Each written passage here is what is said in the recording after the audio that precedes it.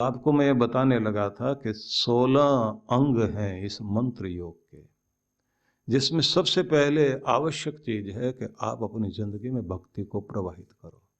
भक्ति कुछ और नहीं है, आपका जो प्रेम है ना, इस प्रेम के ही अलग अलग रूप हैं इस दुनिया में। कहीं ये प्रेम जो है स्नेह का रूप है, कहीं ये आदर का रूप है, कहीं ये वात्सल्य का रूप है, कहीं ये ममता का रूप है, कहीं श्रद्धा बन जाता है, और यही भगवान के प्रति भक्ति बन जाता है। जैसे पानी जो है वो बर्फ बन जाए, ओस बने, भाप बने, तो अलग अलग रूप हो सकते हैं, लेकिन सबके रूप अलग होने के बाद उनका प्रभाव भी अलग अलग होता है। वही प्रेम जो आपने इस दुनिया में सबसे पहले अपनी माता से पाया और एक रिश्ता जुड़ा, क्यों बच्चा क्या जानता था ये कौन है। तो जब प्रेम से उसने सिर पे हाथ रखा, अपने हृदय से लगाया, उसको दूध पिलाया, उसके दुख में सहारा देने के लिए साथ खड़ी हुई, तो भाषा तो नहीं जानता बच्चा कि ये क्या बोल रही है, लेकिन उसको ये पता है कि ये कोई अपना है, और इससे मेरा संबंध इसलिए जुड़ रहा है क्योंकि इसके पास प्रेम का सागर है। उस प्रेम को अपने हृदय में धारण करके पूरी दुनिया के रिश्तों में उस प्रेम को खोजता है आदमी,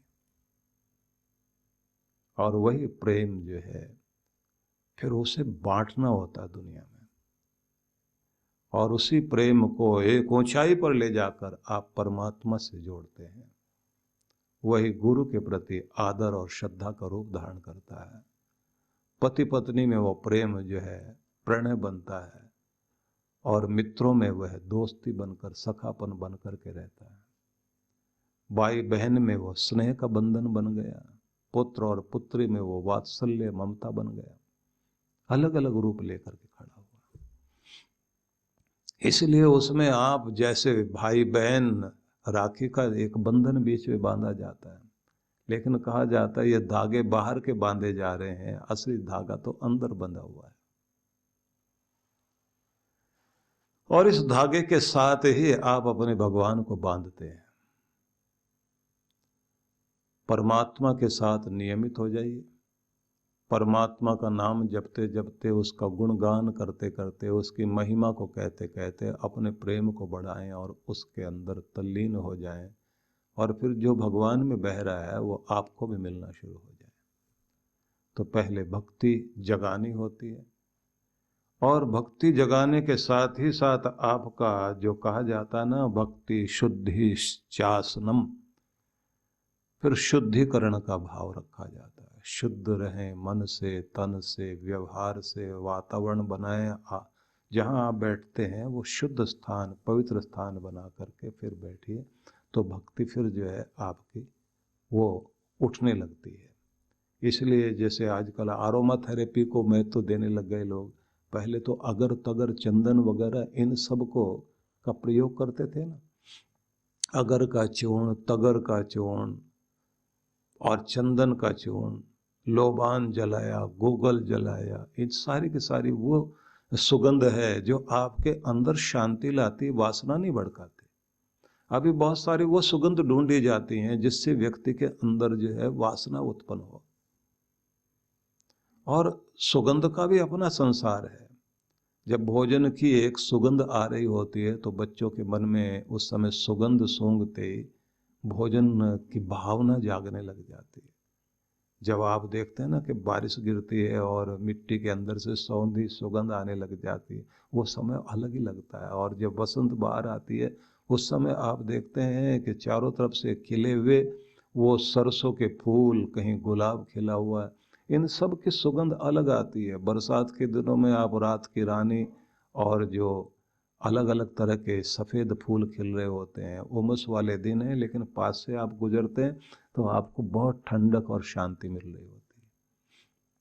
सुगंध का अपना संसार है। तो सुगंधित, पवित्र, शुद्ध, निर्मल वातावरण बनाकर और ताजी हवा आती जाती हो ऐसा स्थान बनाकर फिर वहाँ आसन जमा कर बैठिए। उसके बाद में आगे कहा गया आसन को सिद्ध करें, जैसे मैंने आसन के विषय में आपको बताया था। और उसके बाद में अगला शब्द कहा है पंचांगस्यापि सेवनम, कि पंचांग का सेवन करना चाहिए। अब ये पंचांग क्या है, इसमें कहा गया है कि पहली चीज है स्वाध्याय। अच्छी कोई पुस्तक जरूर रखें और हो सके तो रोज कम से कम 5 या 10 पेज पढ़ने की आदत डालें। और अगर इतना भी समय नहीं हो तो वाक लेने का नियम बना लें। वाक लेने का नियम होता है कि जैसे आपके पास में गीता है, रामायण है, वेद है, उपनिषद है, अन्य कोई ग्रंथ है, तो उसमें उंगली डाल करके खोलिए, जो पेज खुल जाए वहाँ से पढ़ करके देखिए और समझिए कि आज का संदेश मेरे लिए यही है। और फिर सारा दिन उसको इस तरह से मन में सुगंध आने दें, जिस तरह से किसी किताब के अंदर गुलाब रख दिया जाता है तो फिर वो पन्नों में सुगंध भर जाती है। तो आज का गुलाब मस्तिष्क में जो आया, शाम तक वो सुगंध मेरे मन में घूमनी चाहिए। तो एक हो गया स्वाध्याय। दूसरा कहा जाता है श्रवण, गुरु के वचनों को श्रवण करना। एक सज्जन मिले थे अभी वो 2-1 दिन पहले, तो उन्होंने कहा कि देखिए वचन भी सुनता हूँ, भक्ति भी करता हूँ और गुरु दर्शन भी करता हूँ। मैंने कहा कैसे करते हो? बोले रोज गुरु दर्शन करके घर से निकलता हूँ। टीवी पर जब कार्यक्रम आपका आ रहा होता है उस समय दर्शन करके और उस दिन का वाक्य सुन करके निकलता हूँ। तो सारा दिन कोशिश करता हूँ कि आज के वचन जो है मस्तिष्क में घूमते रहें, क्योंकि दुनिया के वचन तो बहुत सारे आते हैं, वो तो हमें सुनने ही होते हैं। और जैसे वो कहते हैं ना कि टीचर ने पूछा कि एक वचन क्या होता, द्विवचन क्या होता, बहुवचन क्या होता है, तो बच्चा भी कुछ अलग ही तरह का था। उसने कहा जी जब केवल मात्र जो है सास बोलती रहती है तो उसे एक वचन बोलते हैं, और जब ससुर भी बोलने लग जाए साथ साथ में उसको द्विवचन बोलते हैं। और जिस समय जो है दोनों के सुनने के बाद बहू बोलती है तब उसको बहुवचन कहते हैं। और वो जो बहुवचन होता है महाराज, फिर वो तो बहुवचन ही होता है, वो हिला के रख देता है। और फिर ये जो वचन चलते हैं, इन वचनों का प्रभाव, ऐसे प्रवचन चलते हैं कि पड़ोसी भी आकर के कथा सुनने आते हैं। महाराज कौन सा चैप्टर आज चल रहा है आपका, घर घर की कथाएं। लेकिन जो अपने मन में, क्योंकि उसने कहा जी दुनिया के वचन सुनने की इच्छा नहीं होती, सबसे पहले तो अपने गुरु का वचन सुनकर और गुरु का दर्शन करके घर से निकलता हूँ। मैंने कहा इसका प्रभाव, बोले इसका प्रभाव ये है कि मैं फिर बहुवचन जो पहले बहुत बोला करता था वो बोलने छोड़ दिए, मन में शांति आनी शुरू हो गई। तो शुरुआत होनी चाहिए यहाँ से। और आगे फिर कहा गया श्रवण करने के बाद मनन, मन में चिंतन करते हुए जाना कि ये मुझे मेरे सदगुरु ने आज संदेश दिया है और मैं अपने सदगुरु के प्रति श्रद्धा रखते हुए, क्योंकि ये सामान्य वचन नहीं है, मेरे गुरु के वचन है, तो उन पर श्रद्धा रख करके मनन करता हूँ। और मनन करने के साथ में जो मेरे लिए महत्वपूर्ण मुझे लगा उसे लिखकर सामने रख लेता हूँ और उस पर फिर प्रयोग करने की कोशिश करता हूँ। इसी को बोलते हैं निधिध्यासन, जिसको आप साक्षात्कार करने के लिए तत्पर हो जाते हैं। तो ये हो गई 4 चीज़ें। और उसके बाद में 5वां पंचांग सेवन जो कहा गया, 5वीं चीज़ है साक्षात्कार करना, प्रयोग करते हुए जिंदगी में आजमाना के जो कहा गया था उसे अब जीवन में प्रयोग करते करते उसका पूरा परिणाम, उसका आनंद लेना है। मैंने उन लोगों को देखा है जिन्होंने सत्संग में सुनते सुनते ये समझा था कि 58 साल की आयु आने तक अपने इतना पैसा भी कमा लेना, बच्चों के सब काम पूरे कर लेने, और उसके बाद में जैसे गुरु ने मुझे कहा है कि 50 के बाद में जैसे ही वन शुरू होता है, 51, 52, 53, 54, 55, 56, ये सब 57, 58 तक वन ही वन चल रहा है। वन से मतलब जंगल, कि जंगल की तैयारी करो। जंगल की तैयारी से मतलब है कि घर के मोह ममता से ऊपर उठना शुरू करो। अब नई पीढ़ी को काम दो और उनको सिखाओ भी सही, उनको ट्रेंड करो और अपने आप को उस जगह लेकर के जाओ कि वनी भवेत वानप्रस्थ बन करके आपको जीवन जीना है। साथ में एक पीला वस्त्र अपने कंधे पर जरूर रख लेना चाहिए, जिसका मतलब ये होता है कि अब इस आश्रम से छलांग लगाकर आप दूसरे आश्रम में, तपस्या और ध्यान के आश्रम में प्रवेश कर रहे हैं। तो उस अवस्था में प्रवेश करने का मतलब होता है कि अब आपकी जिंदगी एक नए ढंग से शुरू हो रही है। तो उस सज्जन ने मुझे बताया कि जैसे सुना था, मैंने प्रयोग करना शुरू किया और प्रयोग करते करते प्रभु की ये कृपा हुई कि मेरे सारे काम तो पूरे हो ही गए। और मैंने फिर ये भी किया कि अपने 2 घंटे का काम ऐसा रख लिया कि जिसे करते हुए मैं अपने आप को बूढ़ा महसूस नहीं करता। मैं कमा रहा हूँ लेकिन दुनियादारी में ज़्यादा उलझा नहीं हूँ, सेवा साधना में अपना समय देता हूँ, तो मन में बहुत शांति है। दुनिया को देख रहा हूँ कि इतने इतने अशांत हैं। बच्चों के साथ इतना डिस्टेंस बना रखा है कि ना तो उनके साथ में कोई बैर विरोध वाली स्थिति आती, मतलब जो दखलंदाजी शुरू होती है ना, एक दूसरे से झगड़ा शुरू होने लग जाता, बाप बेटी की लड़ाइयाँ होने लग जाती। हृदय की दूरी नहीं होने दी, स्थान की दूरी थोड़ी सी रखी हुई है। और साथ साथ में जहाँ जरूरत पड़ती है वहाँ समझाने जाता हूँ। सारा दिन का भाषण बच्चों को नहीं करता हूँ, तो बुढ़ापा ठीक बीत रहा है। क्योंकि आपने कहा था घर को ही हिमालय और वन क्षेत्र बनाने की चेष्टा करना, क्योंकि वन में तो कोई रहने नहीं देगा, गवर्नमेंट निकाल के बाहर बैठा देगी। तो घर को ही करो, या फिर आश्रम आपके इसी तरह के होते हैं ना, जिनमें आप अपनी जिंदगी पर प्रयोग करते हैं। और गुरु के निर्देशन में जीवन जीने के लिए जब आदमी तत्पर हो जाता, 8 साल का और 60 साल का, इन दोनों को तो गुरु की शरण में पूरी तरह से समर्पित होने के लिए कहा गया। 8 साल का बच्चा गुरु की शरण में जाए, 16 साल तक वहाँ रहे, 24 साल की अवस्था में फिर गृहस्थ में प्रवेश होने के लिए तैयारी करे। 60 साल का होने के बाद वैराग्य भाव लेकर के पीठ कर ले घर की तरफ से और मुख कर ले, गुरुमुख हो जाए पूरी तरह से। गुरुमुख हो करके गुरु की तरफ मुंह करते हुए, जैसे सूरजमुखी का फूल जो है सूरज की तरफ मुंह करके रहता है ना, तो सूरज जैसा ही आकार धारण कर रखा उसने, उसकी पंखड़ियां भी वैसी हैं, सनफ्लावर बोलते हैं ना उसको। तो गुरुमुख होते ही इस धरती के देवों की शक्तियां उसके साथ जुड़ती हैं और ब्रह्मांड की शक्तियां उसके ऊपर अपनी ऊर्जा बहा रही होती हैं। बाहर और भीतर दोनों तरफ से वो अपने आप को समृद्ध कर रहा होता है। इसलिए प्रत्येक व्यक्ति को हर दिन अपनी प्रगति पर सोचना चाहिए, पहले से अधिक शांत, पहले से अधिक समृद्ध, पहले से अधिक आनंदित, चेहरे पर प्रसन्नता और शांत भी रहे, वाणी में मधुरता बनाए रखे। और परिस्थितियां जो भी कुछ आए, उतार चढ़ाव तो जीवन का हिस्सा है, एक जैसी जिंदगी तो नहीं रहती। इन सारी स्थितियों में आपने स्वयं को संभाल कर चलना है। तो ये हो गया आपका पंचांग सेवन। और उसके बाद में अगला शब्द है आचार धारणे। आचार धारणे का मतलब होता आचरण को अपने ठीक करना, और धारणा में माना जाता है कि मन को एकाग्र करने की चेष्टा करना। फिर आता दिव्य देश सेवनम। दिव्य देश सेवनम का मतलब होता है हृदय के अंदर महसूस करें कि जैसे एक कमल है और उस कमल के ऊपर मेरे इष्ट देव, कोई अपने राम जी को, कोई कृष्ण भगवान को, कोई शिव को, गणपति को, कोई दुर्गा माता को, उनको विराजमान करें और प्रकाश निकलते हुए अपने अंदर हृदय में अनुभव करें। और वहाँ से महसूस करें प्रसन्नता की किरणें निकल रही हैं, प्रेम की किरणें निकल रही हैं और निर्भयता आ रही है। और उस पर ध्यान टिकाकर अपना मंत्र जाप करना शुरू करें। चेहरे पर आनंद का भाव लाएं, माथे को शांत रखें और अपने आप को समृद्ध होने दें, चार्ज होने दें।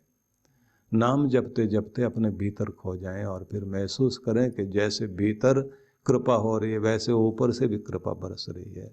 और फिर उसके बाद में भगवान को धन्यवाद करना, और उसकी कृपाओं के लिए धन्यवाद करने के बाद फिर अरदास करना जो आपको चाहिए वो। और फिर आप देखिए कि आपका हाथ पकड़े हुए प्रभु हर पल महसूस होगा कि वो मेरे साथ चल रहा है, मुझे संभाले हुए है। इसलिए सभी को मैं ये निवेदन करना चाहता हूँ नाम जपने में रुचि लेकर के हर जीवन यानी निरंतर दौड़ भाग, तनाव, शारीरिक व मानसिक थकान। कुछ सुकून के पल हम सबको चाहिए, ऐसा सुकून जो हमें ताकत, स्फूर्ति और आंतरिक शांति से भर दे। ध्यान यानी मेडिटेशन एक ऐसा माध्यम है जिसके द्वारा मन को चैन, शांति और सुकून मिलता है। और अगर ये ध्यान प्रकृति की गोद में किसी सुरम्य और शीतल स्थान पर हो तो क्या कहने। आइए परम पूज्य सुधांशु जी महाराज और आदरणीय डॉक्टर अर्चिका दीदी के शुभ नेतृत्व में सीखें ध्यान की कुछ अद्भुत विधियां जो न सिर्फ शरीर को शक्ति प्रदान करेंगी बल्कि आंतरिक शांति से भर देंगी। एक सुंदर अवसर है 5 दिवसीय ध्यान शिविरों में भाग लेने का और साथ ही 16 दिवसीय लघु चंद्रायण तप में भाग लेने का अवसर होगा। इन शिविरों की अनूठी बात है कि इसमें प्रमुख ध्यान की विधियां तो होंगी ही, जैसे प्राणायाम, स्वास्थ्यप्रद ध्यान, कुंडलिनी ध्यान, चक्र ध्यान, पिरामिड ध्यान, पंचकर्मा, विभिन्न यौगिक क्रियाएं इत्यादि। साथ ही साधकों को मंगल यात्रा, पूर्णिमा दर्शन, प्राकृतिक चिकित्सा के साथ साथ दर्शनीय स्थलों के भ्रमण का भी अवसर मिलेगा। सबसे खास बात यह है कि साधक मनाली के एक अत्यंत खूबसूरत रिजॉर्ट में निवास करते हुए इन सब कार्यक्रमों में हिस्सा ले सकते हैं।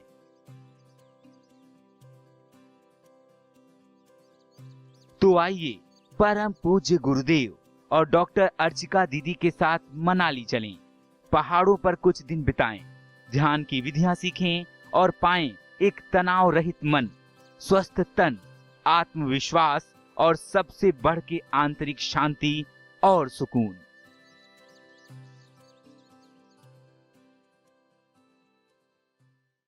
सद्गुरु श्री सुधांशु जी महाराज द्वारा मानव सेवा को समर्पित संस्था विश्व जागृति मिशन वर्ष 1991 से धर्म, समाज एवं मानवता की सेवा में संलग्न है। यह संस्था 90 मंडलों, सेवा केंद्रों के माध्यम से न केवल भारत अपितु देश के बाहर अनेक देशों में सेवा के कार्य कर रही है।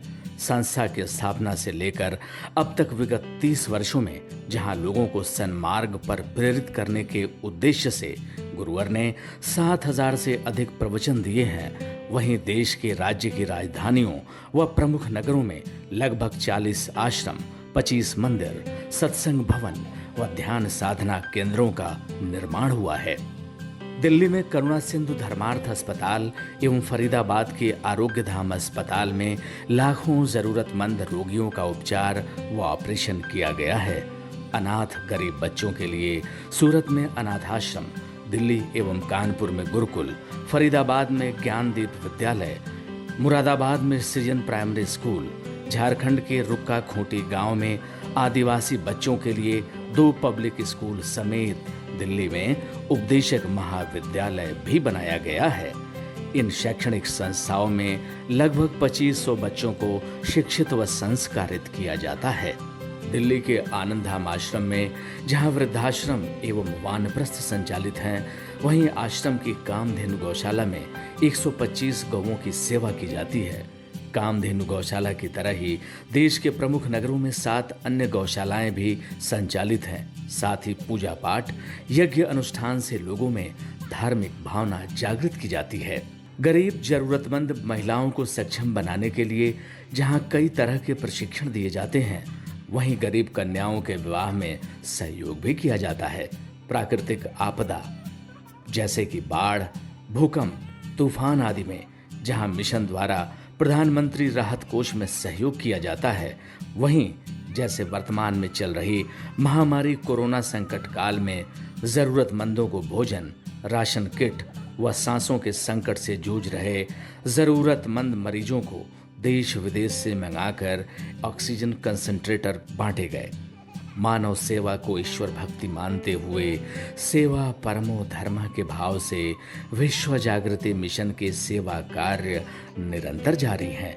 आइए मिशन के सेवा पथ पर बढ़ते कदमों में कदम से कदम मिलाकर चलें और मानवता की सेवा में दान सहयोग कर पुण्य के भागीदार बनें।